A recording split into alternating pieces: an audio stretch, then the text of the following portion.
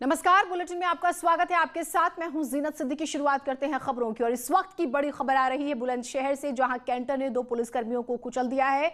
2 पुलिसकर्मियों को बुरी तरह से कुचला और दोनों की मौत हो गई है।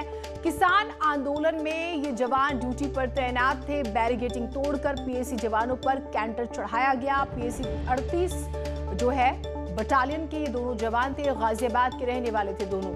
बेहद ही दुखद खबर, 2 जवान जो है एक बेहद ही दुर्भाग्यपूर्ण हादसे का शिकार होते हैं। दोनों की मौत हो गई है। बैरिकेडिंग तोड़कर ये जो कैंटर है चढ़ गया। प्रशांत, पूरी खबर बताइएगा। रोकने के लिए इन पुलिस कर्मियों को यहाँ तैनात किया गया था और अचानक तेज रफ्तार टैंकर और ट्रक की भिड़ंत हो गई, जिसके बाद ये ड्यूटी पर तैनात दोनों पुलिसकर्मी जो है इनके ऊपर टैंकर चढ़ जाता है। इनकी मौके पर मौत हो गई। फिलहाल 2 पुलिसकर्मी अन्य भी घायल हैं, जिनका उपचार चल रहा है। कुछ पब्लिक के भी लोग घायल हैं, जिनका उपचार चल रहा है। लेकिन इन दोनों पुलिसकर्मियों ने अपनी जान गंवा दी है। ये किसानों को रोकने के लिए यहाँ इनकी ड्यूटी थी, इनको तैनात कर दिया गया था। फिलहाल जीनत मौके पर पुलिस के आला अधिकारी भी मौजूद हैं और पूरे इस खबर के बाद पूरे पुलिस महकमे में हड़कंप मचा हुआ है। मृतकों के परिवार में भी कोहराम मचा हुआ है और परिजन जो है रो रो कर बुरा हाल है। और ये 2019 में प्रवीण नाम के मृतक सिपाही की नौकरी लगी थी और 2019 में ये तैनात हुए थे। ठीक, बहुत शुक्रिया आपका तमाम जानकारियों के लिए। बिल्कुल, नौजवान 2019 में ही नौकरी लगी थी। बेहद ही दुर्भाग्यपूर्ण ये खबर। उधर बदायूं में बेलगाम रफ्तार का कहर देखने को मिला। यहां एक ट्रक और मिनी ट्रक में टक्कर हो जाती है। मिनी ट्रक के ड्राइवर की तो मौके पर मौत हो गई। अंदाजा लगाइए कितना खतरनाक ये एक्सीडेंट था। कोहरे की वजह से विजिबिलिटी आप जानते हैं कि प्रभावित हो जाती है, नजर सामने नहीं आता, लाइट्स भी कई बार आपकी कम पड़ जाती हैं। लेकिन स्पीड तो आपके हाथ में है। स्पीड तो मेंटेन की जा सकती है, लेकिन नहीं की जाती है कई जगहों पर, आप देखते हैं। और ये इतना खतरनाक हादसा हुआ, ड्राइवर की मौके पर मौत हो गई है। ये नहीं बढ़ पा रही, अरे ये सो गया कनेक्टर ड्राइवर दोनों। खबर शाहजहांपुर से भी कुछ ऐसी ही आई। यहां पर बस पलट गई, 10 से ज्यादा यात्री जख्मी हो गए हैं। अंबेडकर नगर से पटियाला जा रही थी बस। हादसे में 10 से ज्यादा यात्री जख्मी हुए हैं। मेडिकल कॉलेज में इन्हें भर्ती कराया गया है और मजदूरी करने ये पटियाला जा रहे थे। मेरठ में एक टीचर ने प्रिंसिपल को बुरी तरह से पीटा है। दबंग शिक्षक के खिलाफ मुकदमा दर्ज किया गया है। मेरठ थाना दौराला क्षेत्र के किसान इंटर कॉलेज का ये वीडियो बताया जा रहा है। आप देख सकते हैं, देखिए किस तरह से एक शिक्षक प्रिंसिपल को पीट रहा है। ना तो पद का सम्मान, ना उम्र का सम्मान, और ये शिक्षक है। पहली बात तो आप ये देखिए, शिक्षक से क्या एक्सपेक्ट किया जाता है। बताया गया है कि टीचर प्रिंसिपल पर वरिष्ठ सूची में नाम भेजने के लिए दबाव बना रहा था, लेकिन जब प्रिंसिपल ने बात नहीं मानी तो शिक्षक ने अपना आपा खोया। स्कूल परिसर में ही प्रिंसिपल की पिटाई की। वहां मौजूद स्कूल के जो बाकी के स्टाफ थे वो बीच बचाव करने हालांकि देर से पहुंचे। एक व्यक्ति वीडियो जरूर बना रहा था इसका। देखिए प्रिंसिपल को किस तरह से बुरी तरह से पीटा गया। निखिल, ये पूरी खबर बताइएगा। मैं आपको बता दूं कि शिक्षा, मेरठ जो है शिक्षा की धरती है और शिक्षा की इस धरती पर शिक्षा का इस तरह अपमान हो रहा है। आप देख सकते हैं कि शिक्षक जो अनुशासन का पाठ पढ़ाते हैं अपने बच्चों को, वही प्रिंसिपल को गिरा गिरा कर पीट रहे हैं। न्यूज़ 18 की स्क्रीन पर एक्सक्लूसिव तस्वीरें इस समय लोग देख सकते हैं कि किस तरह से एक शिक्षक स्कूल परिसर में प्रिंसिपल को गिरा गिरा कर पीट रहा है। और वजह सिर्फ ये है कि वरिष्ठता सूची में नाम भेजने के लिए शिक्षक दबाव बना रहा था और प्रिंसिपल उसके इस गलत काम को अंजाम नहीं दे रहा था। इसी बात को लेकर उसका ने अपना आपा खो दिया और उसके बाद प्रिंसिपल की गिरा गिरा कर पिटाई की गई। ना सिर्फ गिरा गिरा कर पिटाई की गई, बल्कि ये वीडियो बनवाया गया जिससे ये वीडियो वायरल हो और जो प्रिंसिपल हो वो अपमानित हो। लेकिन शारीरिक आघात के साथ आप मानसिक तौर पर भी प्रिंसिपल को बदनाम करना चाहते थे, मेंटली भी आप हैरेस करना चाहते थे। स्कूल प्राइवेट था या सरकारी? देखिए, किसान इंटर कॉलेज का मामला है, सरकारी स्कूल है और सरकारी स्कूल में इस तरह की जो गुस्ताखी है उस पर सजा बिल्कुल होनी चाहिए। मुकदमा दर्ज कर लिया गया है, शिक्षक की तलाश की जा रही है और अब पुलिस भी इस मामले में एक्शन मोड पर है, क्योंकि जिस तरीके से न्यूज़ 18 इस खबर को चला उसको लेकर पहले ही अधिकारी पूरी तरीके से चाक चौबंद हो गए हैं और शिक्षक की तलाश तेज कर दी गई है।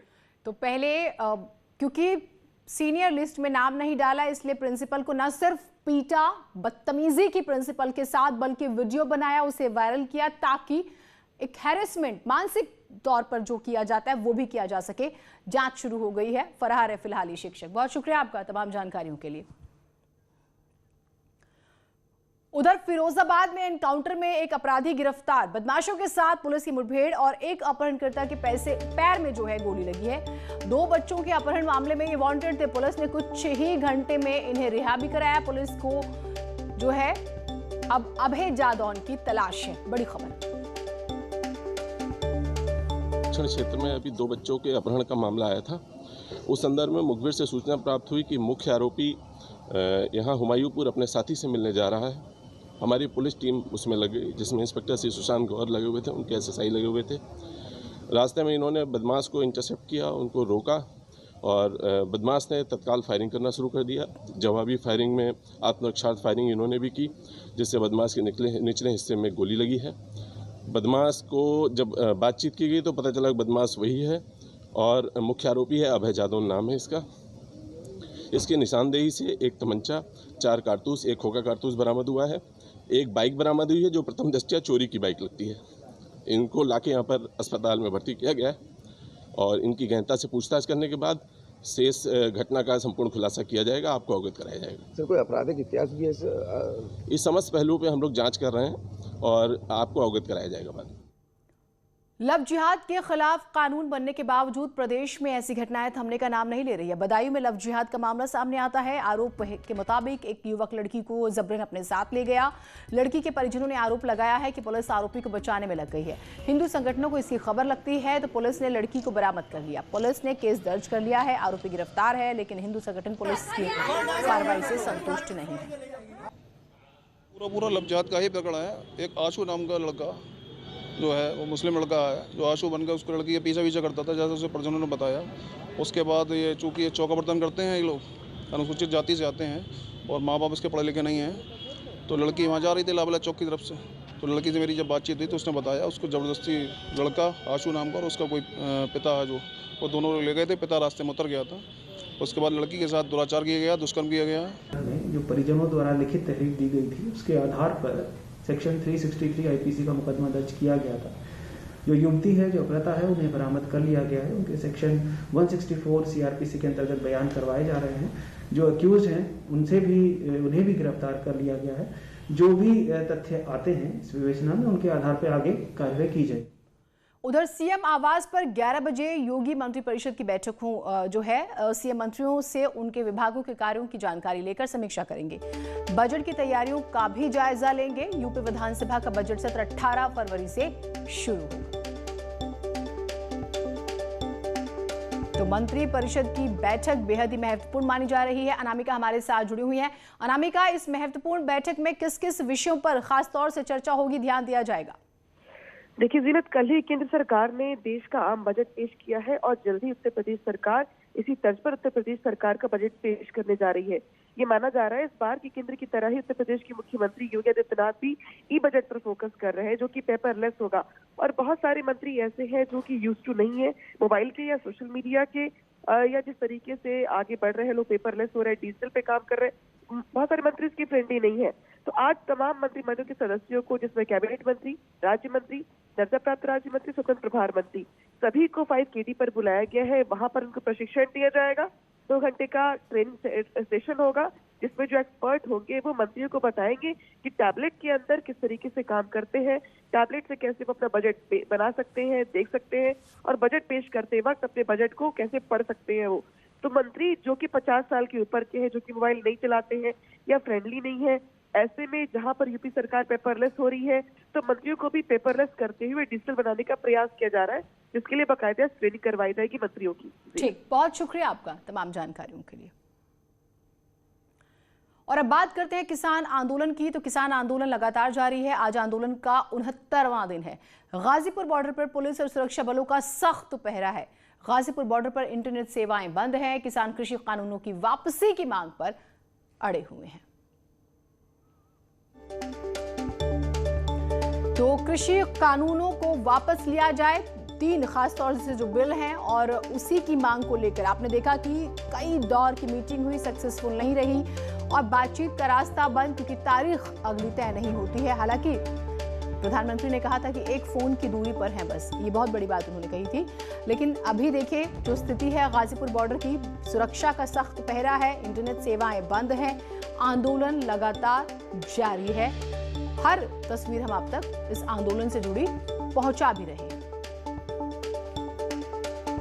और जिस तरह से अब आप देखिए कि जिस सख्ती की जा रही है, बैरिकेडिंग और कई लेयर में, ताकि किसान दिल्ली की तरफ ना पहुंच सके, ये भी आप तस्वीरों के जरिए देख सकते हैं। हालांकि हम पुलिस बल का भी जिक्र कर रहे हैं, सुरक्षा व्यवस्था का भी जिक्र कर रहे हैं, तो किसान एक तरफ शांतिपूर्ण प्रदर्शन कर रहे हैं तो दूसरी तरफ प्रशासन भी अपना काम कर रहा है। अमित हमारे साथ, हमारे सहयोगी जुड़े हुए हैं। अमित, ताजा अभी की क्या स्थिति है और जो हम तस्वीरों में सुरक्षा पहरा देख रहे थे उसके बारे में बताइएगा। जी बिल्कुल, आपको बताना चाहूंगा किसानों का आंदोलन का आज 69वां दिन है। ऐसे में जो दिल्ली पुलिस है उसकी तरफ से लगातार बैरिकेड्स बढ़ाए जा रहे हैं, तारों जो कटीले तार हैं उससे भी वहां कर दिया गया और 3 लेयर की वहां पे बैरिकेडिंग की गई है। वहीं दूसरी ओर किसानों का कहना यह है कि हम शांतिपूर्ण तरीके से अपना आंदोलन कर रहे हैं और दिल्ली जाने का हमारा कोई भी इरादा नहीं है और ना ही हम दिल्ली जाएंगे। हालांकि एक कॉल की गई थी कि कल 1 तारीख को इनको दिल्ली की तरफ कूच करना था, लेकिन उस कॉल को भी निरस्त कर दिया गया था, क्योंकि जैसे कि वहां बजट हो रहा था, बजट को लेकर ये संशय जताया जा रहा था कि कहीं किसान जो है वो संसद की तरफ न चले जाए। तो इसको लेकर ही तमाम जो दिल्ली से आने वाले रास्ते आज एक खबर आई है, ये आप हमें अच्छे से बता सकते हैं कि 6 तारीख को किसान जो हैं वो चक्का जाम करने वाले हैं। 1 को बजट था तो इस बात का उन्होंने कहा कि हम ख्याल रखते हैं, संसद घेराव नहीं करेंगे। ये कार्यक्रम रद्द हो गया 26 जनवरी को जो घटना सामने आई उसके बाद, लेकिन 6 तारीख को चक्का जाम की खबर आ रही है। इस बारे में कोई जानकारी है? देखिए, राकेश टिकैत का अभी तक ऐसा कोई बयान नहीं आया है जिसमें यह कहा जाए कि 6 तारीख को किसान जो है चक्का जाम करेंगे। हालांकि सुगबुगाहट इस बात को लेकर है, जिस तरीके से खुद माननीय प्रधानमंत्री जी ने यह कहा था कि किसानों के लिए दरवाजे खुले हुए हैं और वो वार्ता के लिए जब चाहे वो तब आ सकते हैं। ऐसे में जब राकेश टिकैत से इस बारे में बात की तो उनका साफ तौर पर कहना यह था कि जैसे ही सरकार उन्हें बुलाएगी वो सरकार के पास बिल्कुल बात करने के लिए जाएंगे और बीच का कोई भी रास्ता होगा तो उस पर भी वो सहमति जताएंगे। इससे पहले यह कहा जा रहा था कि जब तक बिल वापसी नहीं तब तक घर वापसी नहीं। हालांकि इसी बात पर अभी भी राकेश टिकैत कायम है, लेकिन जब जैसे ही उन्होंने कल ये कहा कि बीच का अगर कोई रास्ता है तो हम उसके लिए भी सहमत है, तो इससे कहीं ना कहीं इस बात को लेकर कयास लगाए जा रहे हैं कि किसान इस बार समझौते के मूड में है और शायद जो इस बार की वार्ता होगी हर बार की वार्ता की तरह वो विफल नहीं जाने वाली है, उसमें कुछ ना कुछ समाधान निकल कर आएगा और जो किसानों का आंदोलन है शायद उसका भी नया रुख निकल कर आए। ठीक, अपडेट्स जो है हम आपसे लेते रहेंगे। बहुत शुक्रिया आपका तमाम जानकारियों के लिए। एक छोटे से ब्रेक के लिए रुक रहे हैं, कहीं मत जाइएगा।